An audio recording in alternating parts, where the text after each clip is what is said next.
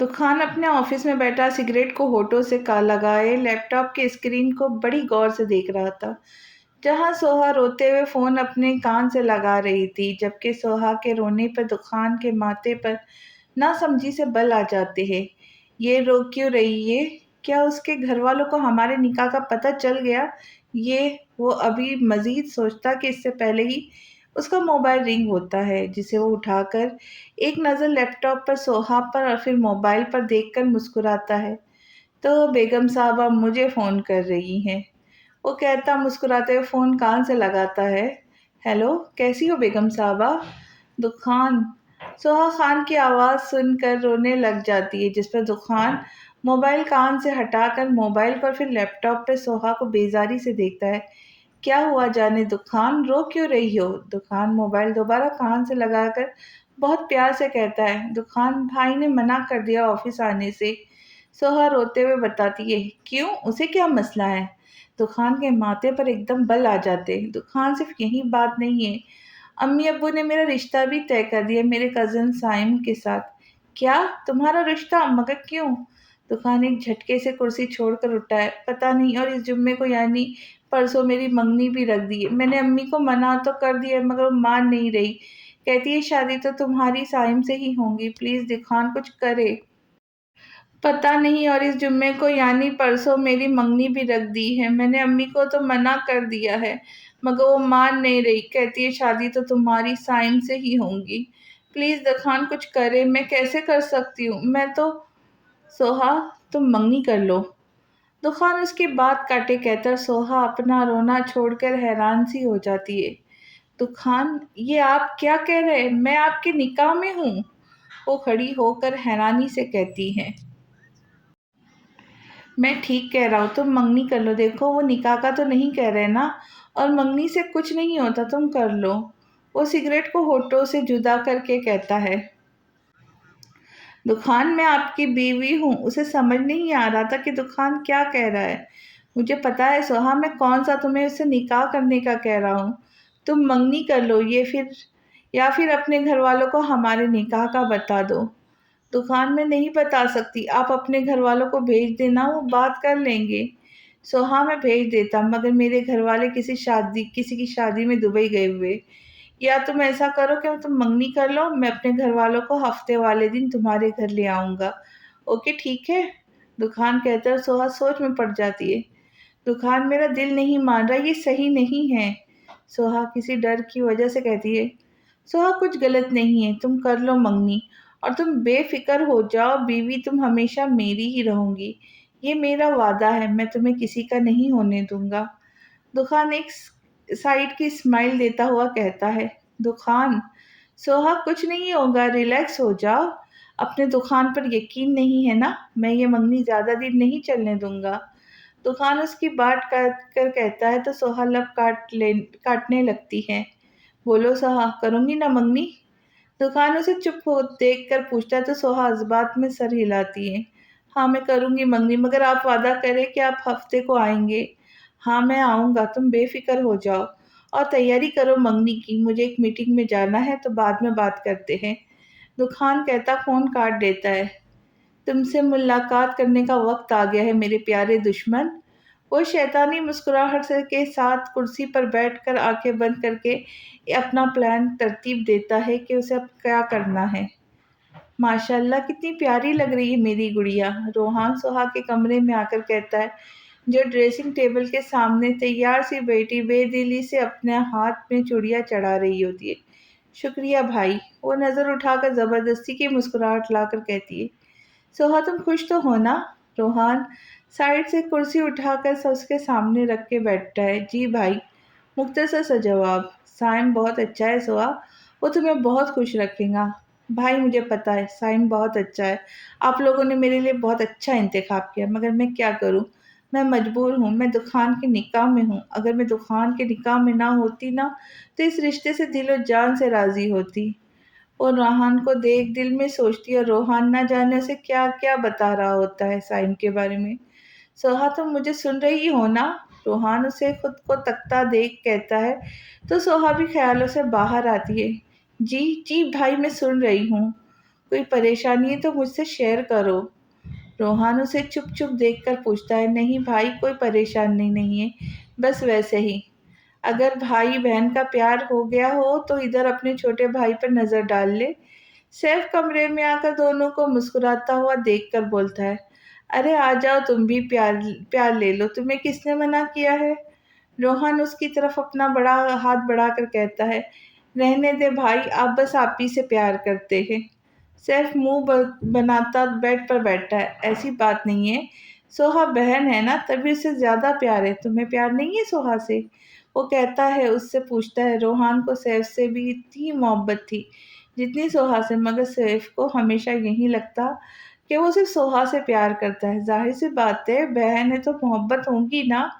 वो सोहा को देख के मुस्कुराते हुए कहता है, अच्छा भाई आपको अब्बू बुला रहे थे, शायद उन्हें कोई काम था आपसे। सैफ कुछ याद आने पर रोहान से कहता है तो जज्बात में सर हिलाता खड़ा होता है, अच्छा चलो मैं देख कर आता हूँ कि क्या इंतजामात हो गए, ये ना हो कि मेरी बहन की मंगनी में कोई कसर रह जाए।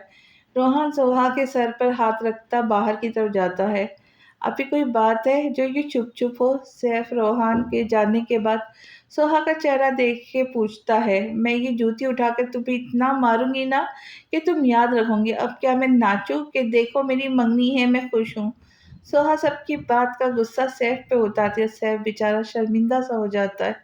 आप ही, मैंने ऐसा भी क्या कह दिया जो आप इतना गुस्सा कर रही है? कुछ नहीं हुआ, जाओ मुझे अकेला छोड़ दो। वो बेजारी से कहती है, अपना मोबाइल उठाती है। सैफ भी चुपचाप उठकर वहां से चला जाता है। सोहा सैफ के जाने के बाद मोबाइल दोबारा टेबल पर रखकर अपना सर हाथों में पकड़ लेती है। आज उनसे मिलना है हमें, आज उनसे मिलना है हमें, चलो उनके लिए कुछ लेते चले और उनको दुआएं देते चले। दुकान आईने के सामने खड़ा तैयार होते हुए गुनगुना रहा होता है। उसे देखकर लग रहा था जैसे वो बहुत खुश है। साहब जी, ये मिठाई मंगवा लिए। इलाही बख्श दुकान के कमरे में आकर उसे देखते हुए एक डब्बा आगे करता है। गुड, अब इसे मेरी गाड़ी में जाकर रख दो। वो अपने हाथ में घड़ी बांधते हुए मसरूफ से अंदाज में कहता है तो इलाही बख्श सर हिलाता बाहर की तरफ जाता है। हाँ ठीक लग रहा हूँ ना? वो तैयार होकर अपना जायजा लेते हुए कहता है, जो ब्लैक पेंट में गजब ढा रहा होता है। चलो एक नज़र बेगम साहबा पर भी डालते हैं, कैसी लग रही है? दुकान कहता अपना लैपटॉप उठाता है। माशाल्लाह, इतनी हसीन बीवी मिली मुझे, मगर अफसोस होता है तुम्हारी किस्मत पर बेगम साहबा कि तुम दुकान की बीवी बनी हो। वो मुस्कुराता हुआ कहता, लैपटॉप बंद करता है और फिर मोबाइल उठाकर बाहर की तरफ बड़ा कदम बढ़ाता है। मंगनी का फंक्शन गफ्फार हाउस के सहन में ही रखा गया था।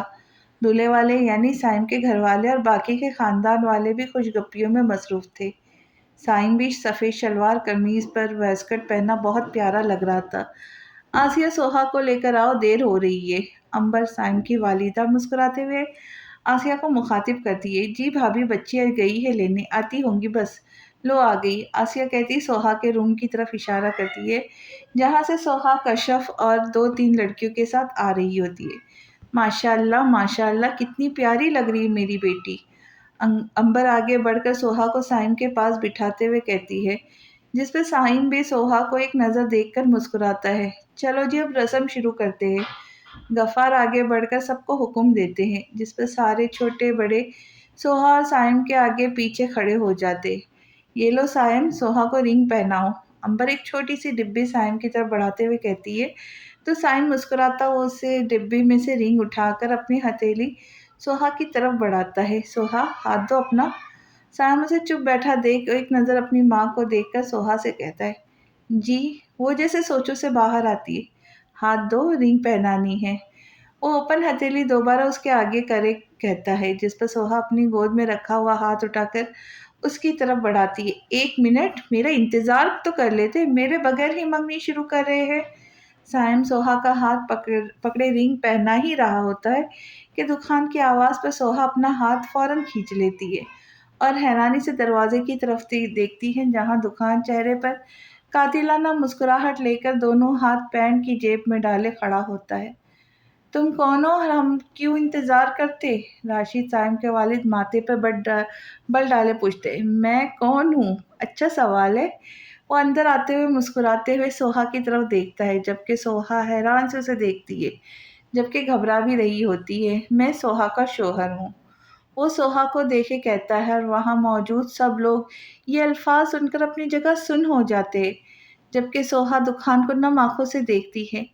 क्या बकवास कर रहे तुम? तुम्हें पता भी है क्या कह रहे हो? रोहान गुस्से से कहता है, जबकि कशफ माथे पर बल डाले उसे पहचानने की कोशिश करती है। जी साले साहब, मुझे पता है मैं क्या कह रहा हूँ। वो दांत पीसते हुए रोहान की तरफ देख कर कहता है, गफार, ये लड़का क्या कर रहा है? अगर सोहा का निकाह पहले हो चुका तो इसकी मंगनी क्यों कर रहे थे? अंबर गुस्से से गफ्फार को कहती है, नहीं भाभी, ऐसा कुछ नहीं है। अगर निकाह हुआ होता तो हम मंगनी क्यों करते? अरे अंकल, आपको नहीं पता, हमने 5 महीने पहले निकाह कर लिया है। ये देखे निकाहनामा। बल्कि आप रहने दें, आप देखे। दुखान निकाहनामा गफ्फार की तरफ बढ़ाते हुए एकदम साइम की तरफ देख कर देता है और सोहा आंखों में आंसू लिए दुखान को देखती है, जिसके होठों से मुस्कुराहट ही नहीं जा रही होती है। ये तो असल निकाहनामा है। साइम गुस्से से निकाहनामा सामने टेबल पर फेंक कर कहता है, अरे आराम से, तमीज़ नहीं है क्या? दुखान निकाहनामा उठाकर कहता है, सोहा, क्या ये लड़का ठीक कह रहा है? क्या तुमने इससे निकाह किया है? आसिया, जो 2 दिन से सोहा के रवैये की वजह जानने की कोशिश कर रही थी, अब वजह सामने आने पर सोहा के पास आकर पूछती है, अम्मी, बोलो सोहा, क्या तुम इसकी बीवी हो? आसिया उसे झंझोड़ कर पूछती है और बाकी सब सोहा के बोलने के मुंतज़िर होती है, जबकि दुखान मुस्कुराता हुआ सोहा को देख रहा होता है। हाँ। वो रोते हुए इस्बात में सर हिलाती है तो वहाँ मौजूद सब अपनी जगह सकते में चले जाते हैं। चटाख, बेगैरत, तुझे शर्म नहीं आई? तुझे अपने भाई बाप का ख्याल नहीं आया? आसिया उसके मुंह पर थप्पड़ मार के कहती है, जिससे वो गिरते गिरते बचती है। अम्मी, चले यहाँ से, अच्छा हुआ हमें इनकी असलियत पहले ही पता चल गई। साइम अपनी माँ का हाथ पकड़े सोहा को गुस्से से देखकर बाहर की तरफ जाता है और बाकी सब भी सोहा को नफरत से देखकर उनके पीछे जाते हैं। आप लोगों ने नहीं जाना? दुखान 2-3 लोगों को अभी भी खड़ा देख कहता है, जिस पर वो लोग हिकारत से दोनों को देखकर बाहर चले जाते। अब बस घर वाले ही थे मौजूद। सोहा, ये क्या किया तुमने? गफ्फार अपना गुस्सा ज़ब्त करे कहते हैं, जिस पर सोहा रोते हुए उनके पास जाती है। अब्बू, मैंने खुशी से नहीं किया ये निकाह, और ये निकाह बस कागज़ी है। आपकी तबीयत ख़राब थी तो मैं इनसे पैसे माँगने गई थी। इन्होंने कहा, बस कर दो सोहा, तुम भी क्या पूरी कहानी सुनाने लग गई हो? और आप लोग क्या देख रहे? दामाद पहली बार घर आया, इज़्ज़त तो क्या ही देंगे, बैठने का भी नहीं कहा। वो हाथ के इशारे से सोहा को चुप कराता कहकर गफ्फार और बाकी सबकी तरफ देख कर कहता है, सोहा को दुखान पर बहुत गुस्सा आता है, जिसने उसकी और उसके घर वालों की इज्जत 2 कौड़ी की करके रख दिया था। मेरी बेटी ऐसी नहीं है, तुम ही। अंकल, हर बार लड़का कसूरवार नहीं होता, आपकी बेटी ही गलत थी। वो गफ़ार के अल्फाज उन्हें लौटाता है, जिस पर वो हैरान से हो जाते हैं। तेरी हिम्मत कैसे हुई मेरी बहन को फंसाने की? रोहान गुस्से से आगे बढ़कर उसका गिरेबान पकड़ के दहाड़ता है, जैसे तुम्हारी हिम्मत हुई थी मेरी बहन को फंसाने की, ऐसे मैंने भी हिम्मत कर ली तुम्हारे बहन को फंसाने की। वो अपने गिरेबान से उसका हाथ हटाकर तंजिया मुस्कुराते हुए कहता है, जिस पर रोहान का हाथ उसकी बात सुनकर उसके गिरेबान से ढीला पड़ता और वहीं सोहा बेयकीनी से दुखान को देखती है। दुखान, कश्यप जो कब से सोच रही थी कि कौन है, अब उसकी बात सुनकर उसे फौरन याद आ जाता है। अरे ऐसे क्या देख रहे हो मुझे? क्या ज़्यादा ही प्यारा लग रहा हूँ? दुकान सबको अपनी तरफ देखकर कहता है, कौन कौन हो तुम? गफ्फार अटकते हुए कहते हैं, क्यों, आपके बेटे ने मेरी बहन के अलावा भी और किसी को फंसाया था जो आपको याद नहीं? वो उन पर तंज करता है। रोहान गफ्फार, मैं राबिया दुर्रानी का भाई हूँ, दुखान दुर्रानी। वो मुस्कुराते हुए अपना तारुफ करवाता है और सोहा तो कुछ बोल ही नहीं पाती। वो जिससे मोहब्बत करके बैठी थी वो कौन निकला? एक बदले लेने वाला धोखेबाज। राबिया, उसने खुद छोड़ा था मुझे, वो थी ही ऐसी, वो धोखेबाज थी। रोहान को राबिया का नाम सुनकर गुस्सा आ जाता है। वो धोखेबाज थी? अगर वो धोखेबाज होती ना तो अभी जिंदा होती। दुखान उसकी बात सुनकर गुस्से से चीखता है, क्या मतलब? कशिफ उसकी बात सुनकर फ़ौरन से पूछती है, मतलब ये कि इस रोहान की वजह से उसने खुदकुशी कर ली थी। तो खान के अल्फाज सुनकर रोहान कशिफ की तरफ देखता है, जो उसकी बात सुनकर मुंह पर हाथ रख देती। क्या राबिया? रोहान राबिया की खुदकुशी का सुनकर हैरान रह जाता है।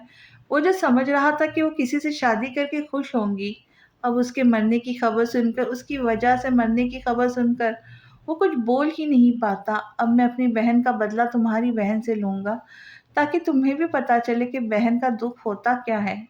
रोहन दुखान की बात सुनकर कश्यप की तरफ देखता है, जो परेशान सी लग रही होती है, और रोहन फौरन समझ जाता है कि कुछ तो हुआ था। अब उसे ये बाद में सोचना था कि क्या हुआ था। अभी उसे अपनी बहन को बचाना था। देखो, जो कुछ हुआ सो हो गया। अब तुम मेरी बहन को छोड़ दो, वो बहुत मासूम है, उसे किसी बात का भी इल्म नहीं था। रोहन दुकान के सामने आकर आराम से कहते, जिस पर दुकान हंस देता है। वाह भाई वाह! क्या बात है रोहन साहब, बहन क्या दुःख हो रहा है, जबकि अभी तो इस पर एक खरोच भी नहीं आई, और मेरी बहन तो जो मर गई, तुम अंदाज़ा लगा सकते हो मेरा क्या हाल था? मगर नहीं, तुम कैसे अंदाज़ा लगा सकते, क्योंकि अभी तुम्हारी बहन थोड़ी मरी है। दुखान के अल्फाज से सोहा को जो दुःख मिल रहा था, इस बात से सब अनजान थे कि इस बात की सज़ा मिल रही थी। वो दुखान को बस देखते हुए सोच रही थी, मुझे कुछ नहीं पता, तुम अभी मेरी बहन को तलाक दो। रोहान हाथ ऊपर करे उसे कहता है, जो मुसलसल उसकी बेबसी पर हंस रहा था। उसे अभी सोहा का भी होश नहीं था, जो उसके हर अल्फाज से टूट रही थी। भाई! सोहा रोहान के अल्फाज सुनकर तड़प कर कहती है, जिस पर दुखान के साथ सब उसकी तरफ देखते हैं। देखो रोहान गफ़ार, तुम्हारी बहन की हालत भी मेरी बहन की तरह हो गई है। अब अगर मैंने इसे छोड़ा तो ये भी मर जाएंगी, और मैं इसे मारना नहीं चाहता। दुखान सोहा के बोलने पर हंसते हुए कहता है, और सोहा नम आंखों से रोहान को मना करती है, जिस पर रोहान के साथ सारे घर वाले उसे गुस्से से देखते हैं। एक तो रोहान उसकी जान बचा रहा था, और एक वो थी जो उस धोखेबाज के निकाह में रहना चाह रही थी। सोहा, तुम अब भी इसके निकाह में रहना चाहती हो, जिसने मेरा बदला तुमसे लिया है? रोहन सोहा के पास आकर उसे सख्त लहजे में पूछता है, जिस पर सोहा नजरें नीचे करे आंसू बहाती है। ये मासूम है, इसे अभी कुछ नहीं पता, तुम इसे अभी तलाक दो। रोहन सोहान को कुछ ना बोलता देख दुकान के पास आकर कहता है। रोहन परेशान होकर रह गया था, और दुकान उसकी परेशानी को खूब एंजॉय कर रहा था। पहले मैं यही सोच कर आया था कि तुम्हारे सामने तुम्हारी बहन को तलाक दूंगा। दुखान की बात पर सोहा फौरन सर उठाकर बेयकीनी से उसे देखती है, जब उसे मुस्कुराकर देख रहा होता है। दुखान की मुस्कुराहट देखकर सोहा की आंख से एक दुख का आंसू उसके गाल पर बहता है। मगर यहाँ तो आकर पता चला कि तुम तो खुद चाहते हो कि मैं तुम्हारी बहन को तलाक दे दूँ। तभी मैंने सोचा है कि मैं सोहा को तलाक नहीं दूंगा। दुखान एक फैसले की तरह अपना हाथ हवा में लहराता है। चले, मैं आपको दो ऑप्शन देता हूँ, इनमें से आप एक चॉइस करना, ओके? तो खान सबको खामोश देखकर सामने कुर्सी खींचकर टांग पे टांग रखे बैठा हुआ कहता है, कैसे ऑप्शन? गफ्फार ना समझी से पूछते हैं, जिस पर वो मुस्कुराते हुए बताता है, पहला ये कि मैं सोहा को अपने साथ लेकर जाऊंगा, लेकिन फिर सोहा से आप लोगों का कोई ताल्लुक नहीं होगा, ना ही आप उससे मिलेंगे, ना आप लोग उससे कोई राब्ता करेंगे, और ना ही सोया यहाँ आएंगी। अगर दूसरा ऑप्शन ये है कि सोहा सारी उम्र मेरे नाम पर बैठी रहेंगी, मैं इसे कभी नहीं अपनाऊंगा। मैं चला जाऊंगा बाहर, और सोहा बस यहाँ आप लोगों के पास रहेंगी। आप फिर इसकी कहीं भी शादी भी नहीं कर सकते। वो ऐसे ऑप्शन बताता है जिसमें से दोनों ही नामुमकिन बात थी। दूसरा ऑप्शन ठीक है, हम खुला ले लेंगे। रोहान फौरन बोलता है, शायद तुम्हें पता नहीं कि मैं कौन हूँ। वो खड़ा होकर उसके पास आता है। मैं दुखान दुर्रानी हूँ, पाकिस्तान की टॉप कंपनी में शामिल दुर्रानी इंडस्ट्रीज़ का मालिक, और मेरे लिए कुछ मुश्किल नहीं कि मैं सारे वकीलों को ख़रीद लूँ। मुझे उम्मीद है तुम मेरी बात समझ रहे होंगे। वो उसकी वेस्टकोट ठीक करे मुस्कुराते हुए कहता है, जिसका मतलब समझकर सारे ही खामोश हो जाते। तो अब आप लोगों का क्या फ़ैसला है? वो सबको चुप देखकर पूछता है, और एक नज़र सोहा को भी देखता है, जिसकी नाक और आंखें रोने की वजह से सुर्ख हो चुकी थी। मैं दूसरा ऑप्शन मानती हूँ, सोहा अपने आंसू साफ करे कहती है। बेगम साहबा, सोच ले फिर, आज आप मुझे आखिरी बार देखेंगी, उसके बाद आप मुझे कभी भी देख नहीं सकेंगी।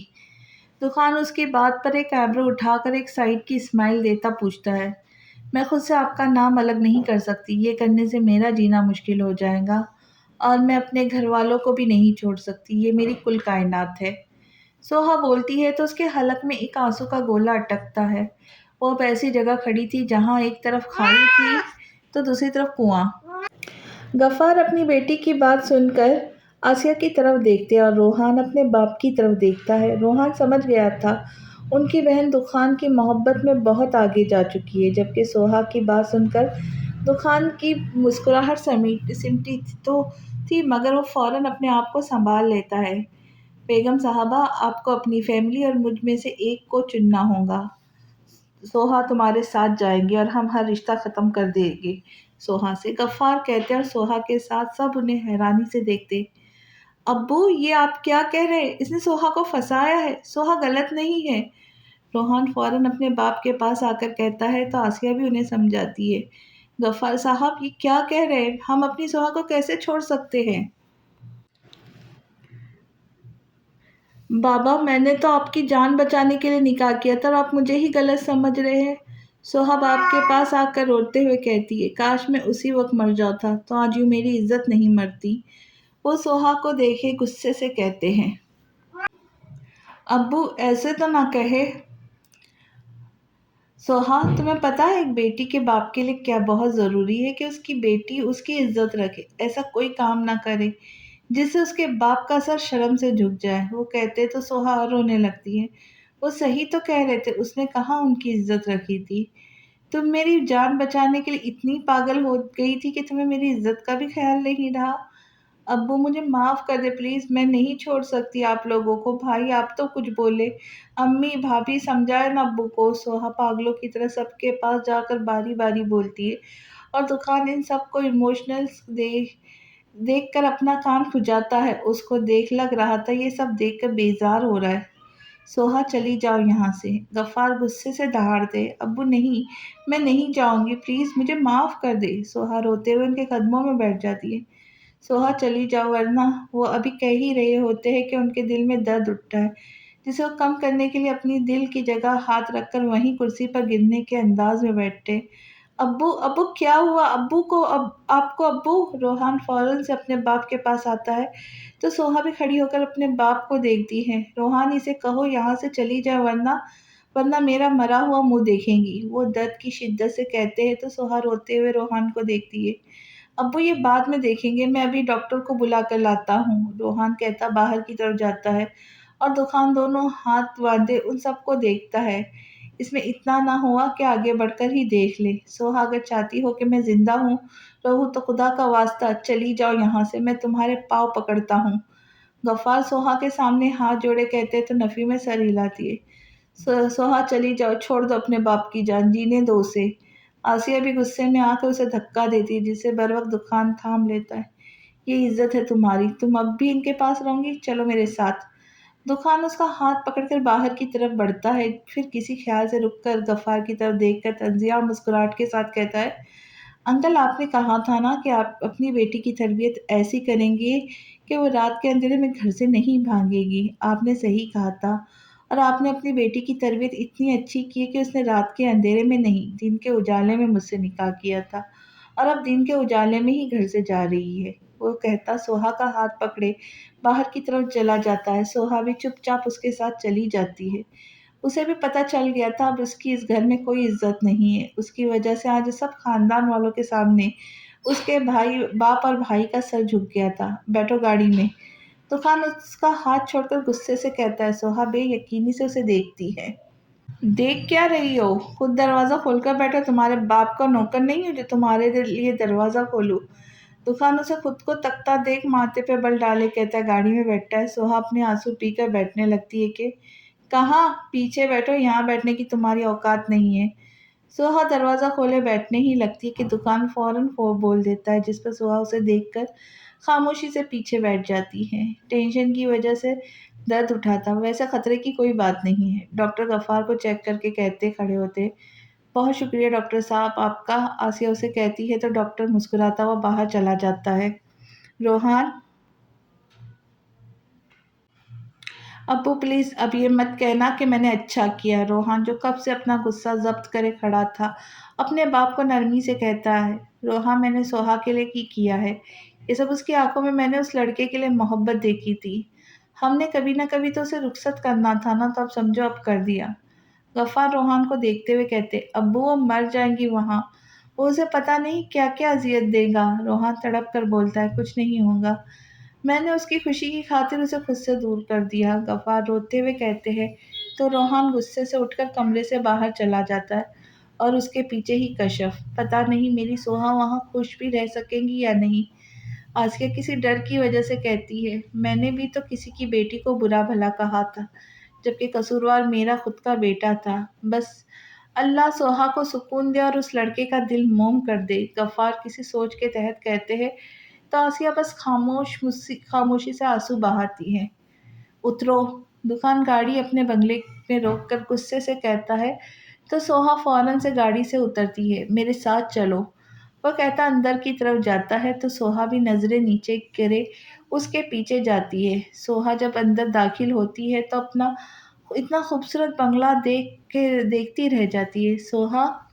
दुकान सोहा के रोकने रुकने पर कहता है तो सोहा डर कर फौरन उसके पीछे सीढ़ियाँ चढ़ती है। दरवाज़ा खोलो। दुकान अपने कमरे के सामने खड़ा कहता है तो सोहा पहले उसे नासमझी से देखती है कि ये क्या कह रहा है। जी, I said open the door. वो गुस्से से दहाड़ता है तो सोहा डर कर फौरन से आगे बढ़कर दरवाज़ा खोलती है, जिस पर दुकान दरवाज़ा खोलने पर एक गुस्सैली नज़र उस पर डालकर अंदर दाखिल होता है। चलो मेरे शूज़ उतारो। वो सोफे पर बैठकर अपनी दोनों टांगों को सामने टेबल पर रख के कहता है, जिस पर सोहा आगे बढ़कर नीचे बैठकर उसके शूज़ उतारती है और दुकान मुस्कुराता हुआ आंखें बंद करे पीछे टैग लगा लेता है, मेरी घड़ी भी उतारो। सोहा दुकान के शूज़ उतार कर खड़ी होती है कि वो अपना हाथ आगे करे, एक और हुक्म दे देता है, जिस पर सोहा अपना गुस्सा ज़ब्त करे उसके हाथ से घड़ी उतारती है। नीचे लेफ्ट साइड पे किचन है, वहाँ जाके मेरे लिए एक कप चाय बना कर लाओ फ़ौरन। सोहा अभी मुड़ती ही है कि दुकान एक और हुक्म देता है, दुकान मैंने कपड़े चेंज करने हैं। वो अपने भारी जोड़े की तरफ इशारा करती कहती है, तो दुकान आंखें खोलकर उसे देखता है। ठीक कह रही हो। वो कहता उठकर बैठता है, इलाही बख्श, इलाही बख्श। वो इलाही बख्श को आवाज़ लगाता है तो इलाही बख्श किसी बोतल के जिन की तरह हाजिर होता है। जी साहब जी आपने। इतना कहता ही कि दुकान के कमरे में एक लड़की और वो भी दुल्हन की तरह तैयार हुई खड़ी को देखकर हैरान रह जाता है। इलाही बख्श, तुम्हारी बहन के पास कोई पुराने कपड़े होंगे? वो पूछता है तो इलाही बख्श नासमझी से मना करता है, जबकि सोहा उसे गुस्से से देखती है। नहीं साहब जी, उसके पास तो नहीं है। वो सोहा को देख कर कहता है, अच्छा तो उससे कोई एक सूट ला कर दो, इन्होंने पहनने हैं। वो सोहा की तरफ इशारा करता है तो सोहा अपना गुस्सा ज़ब्त नहीं कर पाती और आपने समझ क्या रखा है मुझे? मैं क्या किसी के भी कपड़े पहन लूँगी? कभी मुझसे जूते उतरवाते, कभी कुछ तो कभी कुछ। सोहा गुस्से से कहती है। दुकान उसकी जुर्रत पर हैरान सा उसे देखता है, जबकि इलाही बख्श तो सोहा के लिए दुआ करता है, क्योंकि दुकान के सामने इतनी ऊंची आवाज़ में बात करना मतलब अपनी शामत बुलवाना। मुझे नहीं रहना यहाँ, मैं जा रही हूँ।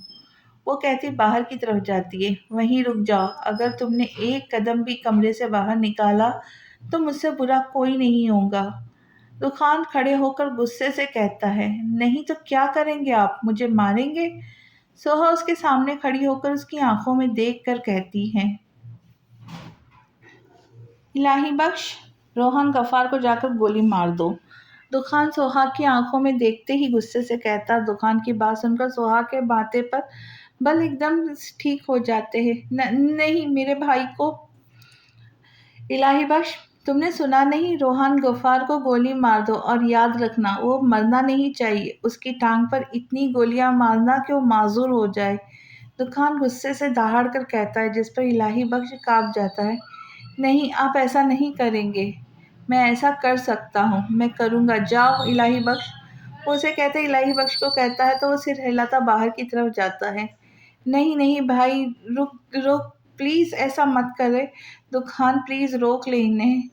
सोहा इलाही बख्श के पीछे आते हुए कहती है और फिर दुकान को आवाज़ लगाती है, तुमने सुना नहीं? जाओ रोहन को गोली मार दो। दुकान इलाही बख्श के रुकने पर कहता है, नहीं दुकान प्लीज़ ऐसा ना करें, मैं नहीं जाऊँगी, मैं हमेशा यहीं रहूँगी, आप उन्हें रोक लें। सोहा रोते हुए दुकान का हाथ पकड़ के कहती है, तुम नहीं जाओगे ना इलाही बख्श?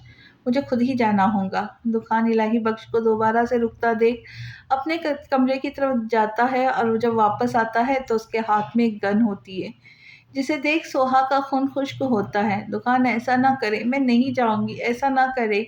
सोहा उसके पीछे सीढ़ियाँ उतरते हुए कहती है और दुकान गुस्से से बस सीढ़ियाँ उतर रहा होता है। दुकान खुदा का वास्ता रुक जाइए, मुझे माफ़ कर दें, मैंने आपसे ऐसी बात की। सोहा जल्दी से उसका बाजू पकड़े रोते हुए कहती है, मैं कैसे मान लूँ कि अब तुम जाने की बात नहीं करूँगी? दुकान रुककर उसे देख के कहता है, जिस पर सोहा जल्दी से अपने आंसू साफ करती है। अगर मैंने दोबारा जाने की बात की तो आप कुछ भी कर देना, मैं कुछ नहीं कहूँगी।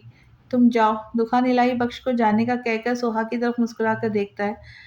अगर तुमने दोबारा मेरी कैसे से निकलने की बात की तो मैं तुम्हारे पर काट दूंगा। तुम्हारे पर तुम्हारे भाई और बाप है। वो उसके बालों के कान के पीछे करे मुस्कुराता हुआ कहता है। ऊपर की तरफ जाता सोहा वहीं रोते हुए बैठ जाती है। कश्यप, मुझे सही सही बताओ उस दिन क्या हुआ था? रोहान कश्यप के सामने बैठा उसके जवाब का मुंतजर होता है। जो नीचे मुँह कर रही है, बोलने के लिए अल्फाज जोड़ती है, उसे समझ नहीं आती अब क्या बोले। रोहान, वो कश्यप, झूठ मत कहना, जो बात है वही बताना। रोहान उसकी बात काट के गुस्से से कहता है। रोहान, राबिया ने मतलब राबिया को वो अभी बता ही रही होती कि बाहर से किसी चीज़ के गिरने और फिर अहमद के रोने की आवाज़ आती है, जिसे सुनकर रोहान और कश्यप फ़ौरन बाहर की जानिब जाते। या अल्लाह, खैर ये कैसे कर गिर गया? कश्यप अहमद के सर से खून निकलता देख फ़ौरन उसे अपनी गोद में उठाती है। रोहान, उसे अस्पताल लेकर जाओ, देखो कितना खून निकल रहा है। आसिया रोहान को कहती है। वो सर हिलाता कश्यप की गोद से अहमद को लेता बाहर की तरफ जाता है और उसके पीछे ही कश्यप। आपकी चाय, सोहा दुकान की तरफ कप बढ़ाते हुए कहती है, जो सोफे पर बैठा सिगरेट फूंक रहा होता है। लाओ। दुकान उसके हाथ से कप लेता है, जानबूझकर कप थोड़ा टेढ़ा कर देता है, जिससे गरम गरम चाय सोहा के हाथ पे गिरती है और चाय गिरते ही वो तड़प जाती है। आय, ओह सॉरी सॉरी, जानबूझकर गिर गई। तुम्हें थोड़ी ज़्यादा तकलीफ तो नहीं हो रही है? वो उसका हाथ पकड़कर अपने पास बिठाता उसे देखता हुआ कहता है, जिस पर सोहा रोते हुए उसे देखती है। तकलीफ हो रही है? वो दोबारा उससे पूछता है, जिस पर सोहा इस बात में सर हिलाती है। क्या कहा, तकलीफ हो रही है? आपकी बार वो गुस्से से उसका जला हुआ हाथ जोर से दबा कर पूछता है, जिस पर सोहा तकलीफ की शिद्दत से रोते हुए नफी में सर हिलाती है। गुड, होनी भी नहीं चाहिए। वो उसका हाथ छोड़कर सोफे से टेक लगाता बैठकर सिगरेट को होठों से लगाता है। वैसे एक बात तो बता। वो किसी के ख्याल आने पर सीधा होकर बैठकर उसकी तरफ झुककर पूछता है। जी। सोहा डरते डरते पूछती है, तुम्हें मुझसे मोहब्बत है? सोहा उसके सवाल पर उसे देखती है, जो उसके बहुत करीब होता है। बताओ, करती हो मुझसे मोहब्बत? दुकान उसके देखने पर उसके गाल पर एक हाथ रखकर प्यार से पूछता है, जिस पर वो नम आंखों से जज्बात में सर हिलाती है। सोहा की बात पर से कह कहा गूंजता है। हाँ हाँ हाँ, अच्छी बात है, मगर मुझे नहीं है तुमसे मोहब्बत। वो हंसता हुआ कहता सिगरेट का एक कश लेता है, धुआं उसके मुंह पे मारता है, जिससे सोहा खांसने लग जाती है, क्योंकि सिगरेट का धुआं उसके आंखों के साथ उसके हलक में भी गया था। चलो उठो अब यहाँ से, और जो इलाही बख्श के कपड़े लाया है इसमें से एक पहन लो, फिर हमें जाना है कहीं।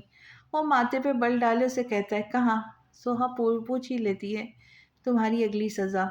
दुकान मुस्कुराते हुए कहता है, जिस पर सोहा घबरा जाती है, जाओ अब यहाँ से, अपनी मनहूस शक्ल मत दिखाओ, मुझे सिगरेट का सारा मज़ा ख़राब कर देती हो।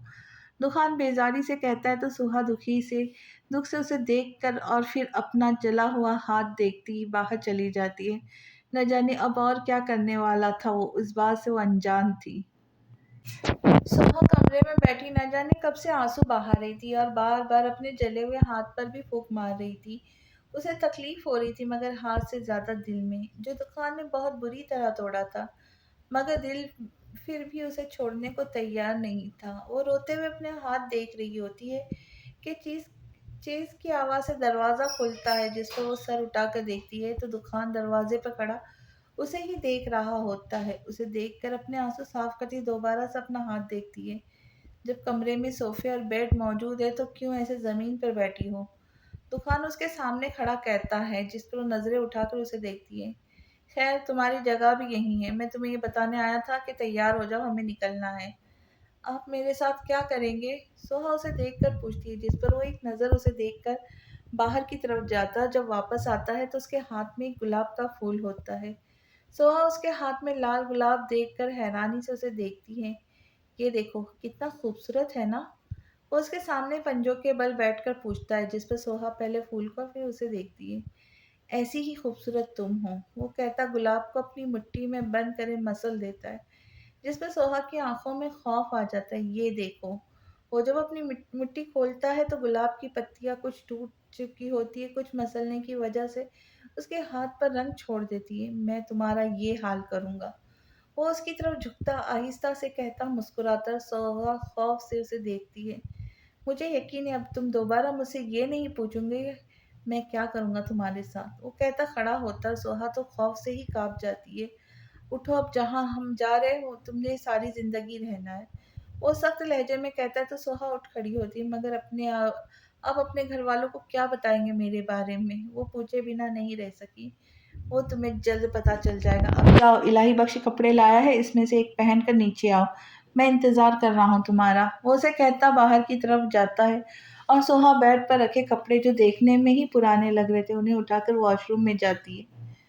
रोहान खाना खा ले, कश्यप खाने की ट्रे उसके सामने रखते हुए कहती है, जो अपना सर थामे बैठा होता है। उन्हें कुछ ही देर हुई थी अमर को अस्पताल से लाए हुए। मुझे नहीं खाना, ले जाओ इसे, वो बगैर सर उठाए उसे कहता है। रोहन, ऐसा करेंगे तो आपकी तबीयत खराब हो जाएगी। वहाँ मेरी बहन अजियत में तुम कह रही है मैं खाना खा लूँ, वो गुस्से से कहता है, जिस पर कश्यप चुप हो जाती है। पता नहीं वो मेरी बहन के साथ क्या करेंगे, वो तो बेकसूर है, रोहन कहते कहते रोने लग जाता है। उसे अपनी बहन बहुत अजीज थी। दुखान ने तभी सोहा से बदला लिया था ताकि रोहान को तकलीफ, और इसका बदला पूरा हो रहा था क्योंकि रोहान को तकलीफ हो रही थी। रोहान, रो क्यों रहे हो? कुछ नहीं होगा, हम वापस ले आएंगे उसे, आप फिक्र मत करें। कश्यप उसे हौसला देती। कश्यप, मुझे बताओ उस रात क्या हुआ था? तुम तो जानती हो ना क्यों की राबिया ने खुदकुशी, वो उन्हें आंसू साफ करते पूछता है, जिस पर कश्यप थूक निकल कर रह जाती है। रोहान, मुझे बिल्कुल नहीं पता राबिया ने क्यों किया ये सब, वो तो खुद अपने घर गई थी खुशी से। कश्यप, पता नहीं क्यों से झूठ बोल देती है, तो फिर वो मुझे क्यों बुला रही थी? उसके भाई ने ये क्यों कहा कि वो मेरी वजह से मरी है? रोहान को उसकी बात पर यकीन नहीं आता। रोहान, मुझे नहीं पता कि उसने ऐसा क्यों कहा आपको, और आपको मुझ पर यकीन नहीं है क्या? उसे देख कर पूछती, जिस पर रोहान बस खामोशी से उसे देखता है। कश्यप, अगर जिस दिन मुझे पता चला कि तुमने मुझसे कोई बात छुपाई है, उस दिन तुम्हारा इस घर में और मेरी जिंदगी में आखिरी दिन होगा। रोहान कहता बाहर की तरफ जाता, और कश्यप इसकी बात सुनकर अपने माथे से पसीना साफ करती है। मैं क्या करूँ राबिया, ये तुमने क्या कर दिया? क्यों मैंने राबिया को घर वालों को रोका था? अच्छा था करने देती दोनों की शादी, या फिर राबिया को बचा लिया था तो रोहान से शादी ना करती। वो खुद ही सोचकर रोने लगती है, और फिर अपने बच्चों को देखती है जो आराम से सो रहे होते। मैं कैसे छोड़ सकती हूँ इन्हें? मैं अपने बच्चों की खातिर रोहान तुमसे झूठ बोलूंगी, मुझे माफ कर देना, वो सफ़ा और अहमद को बारी बारी माथा चूमकर कहती है, जबकि वो भी रही थी। सोहा गाड़ी के झटके से उठती है। वो इतने लंबे सफर में सो गई थी। अब जब आँख खोलती है तो अपने आगे पीछे हरियाली भी हरियाली देखती है। ये कौन सा गांव है? सोहा बाहर की तरफ देखकर दुकान से पूछती है, जो ड्राइव कर रहा था, मगर उसके सवाल पर बैक मिरर से उसे देखता है, जो मुस्कुराते हुए बाहर खेतों को देख रही होती है। खाने वाला दुकान दुकान की बात बोलने पर वो एक नज़र दुकान को देखती है, जो ड्राइव करने में मसरूफ होता है। वो जब दोबारा बाहर देखती है तो उसे थोड़ी दूर कहीं बड़ी हवेली दिखती है। ये हवेली किसकी है? वो दोबारा से सवाल करती है, जिस पर दुकान कोई जवाब नहीं देता। सोहा उसी हवेली को देखती रहती है, जो अब आहिस्ता आहिस्ता करके उनके करीब हो रही थी, और फिर सोहा देखती है उनकी गाड़ी उसी हवेली में दाखिल हो रही। ये आपकी हवेली है? सोहा दुकान से पूछती है, जिस पर वो उसे देखकर जज्बात में सर हिलाता है। सोहा मुस्कुराते हुए इस हवेली को देखती है जिसमें वो दाखिल हो रहे थे। बीच में उनकी गाड़ी चल रही थी और दोनों साइड पर हरियाली थी। हवेली बहुत बड़ी थी। वो एक साइड देखती जहाँ बहुत से रंग बिरंगी फूल थे, तो एक जगह आम के दरख्त लगे हुए थे, कहीं अमरूद तो कहीं अनार के दरख्त लगे थे। अब हवेली की थोड़ी अंदर जाती है गाड़ी, तो सोहा की नज़र कुछ लड़कियों पे जाती है, जो बेलदोज खेल रही होती है। अक्सर वो भी अपने घर में सैफ के साथ ये खेल खेला करती थी। ये ऐसा खेल है जिसमें हम चौक की मदद से ज़मीन पर डब्बे बनाते हैं, और फिर इसमें से किसी एक डब्बे में पत्थर फेंक कर एक पाँव से डब्बों में जंप करते हैं। वो इन्हीं सोचों में होती है कि गाड़ी एकदम रुकती है। जब सोहा देखती है तो दुखान गाड़ी से उतर रहा होता है। वो दोबारा इन्हीं लड़कियों को देखती है जो भागते हुए इनकी तरफ आ रही होती है। तुम्हें इनविटेशन देना पड़ेगा कि गाड़ी से उतर जाओ, दुखान उसकी तरफ का दरवाज़ा खोले गुस्से से कहता है, जिस पर सोहा शर्मिंदा बाहर से बाहर आती है। अस्सलाम वालेकुम दुखान भाई, ज़ोहरा करीब आकर कहती है, मगर फिर उसके साथ अनजान लड़की को देख ज़ोहा को देखती है जो खुद उसे हैरत से देख रही होती है। वालेकुम अस्सलाम, कैसे हो तुम सब? वो बगैर मुस्कुराए कहता है, ठीक है हम, मगर ये कौन है? ज़ोहा पूछती है। तो दुखान सोहा की तरफ देखता है, ये सोहा है। वो बस इतना सा बताकर अंदर की तरफ चलता है।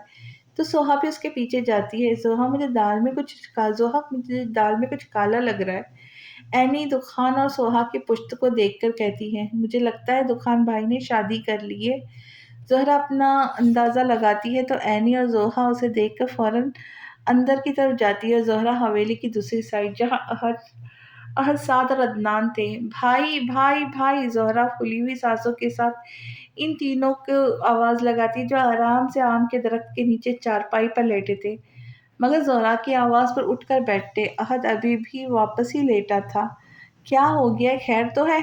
साद पूछता है तो वह अपने आप को संभाल कर बात शुरू करती है। ओ दुखान भाई, दुखान आया है, कहाँ है? अहद फौरन उसकी बात सुनकर उठा है। हाँ दुखान भाई है, ये है, मगर अकेले नहीं, साथ में अपनी बीवी को भी लाए। क्या? क्या? क्या दुखान की बीवी? सब चौंक कर पूछते। उन्हें कहाँ यकीन आ रहा था। हाँ मैं सही कह रही हूँ, वो लड़की दुखान भाई के साथ हवेली के अंदर गई है और इतनी प्यारी है ना, ज़ोहरा कहकर उसकी तारीफ भी कर देती है। चलो देखते हैं दादी का क्या रिएक्शन होगा, आ जाओ। साथ कहता हवेली के अंदरूनी जानिब जाता है तो उसके पीछे ही सारे। वो लोग जब अंदर आते हैं तो दुखान दादी से सर पर प्यार ले रहा होता है और सोहा उसके पीछे नजरें झुकाए खड़ी होती है। ये है वो लड़की, ज़ोहरा अर्द को कोनी मार कर कहती है, जिस पर ज़ोहा उसे चुप रहने का इशारा करती है। ये तुम्हारे पीछे कौन है? दादी उसको प्यार देने के बाद सोहा की तरफ देखकर पूछती है और उसी का जवाब सुनने के लिए वहाँ सारे खड़े थे। दादी, ये बेसहारा है। दुकान की बात पर सोहा सर उठाकर उसे देखती है कि कैसे उसने उसको बेसहारा बना दिया। ये मेरे लाहौर वाले बंगले में काम करने आई थी, मुझे अच्छा नहीं लगा, वहाँ सारे मर्द होते, तभी मैं उसे यहाँ ले आया। शुक्र दुकान, वरना मैं तो डर गई थी। रुखसाना दुकान की बात सुनकर कब का रुका हुआ सांस बाहर करती है। मैं भी, आमना भी कहती है तो सारे छोटे भी एक जबान होकर कहते हैं, और हम भी। ज़ोरा, तुझे तो हम बाद में पूछेंगे। अदनान ज़ोरा को गुस्सैली नज़र से देखकर कहता है, जिस पर वो अपने दांतों की नुमाइश करवाती है। अच्छा अच्छा, इधर आओ बेटा। दादी प्यार से सोहा को बुलाती है तो सोहा एक नज़र दुखान को देखकर उनके पास जाती है। मेरे पास बैठो। वो उसे अपने साथ तख्त पर बिठाती है। दादी हमेशा तख्त पर ही बैठती थी। अ, तुम इसे अपना ही घर समझना, तुम्हें यहाँ कोई काम करने की ज़रूरत नहीं।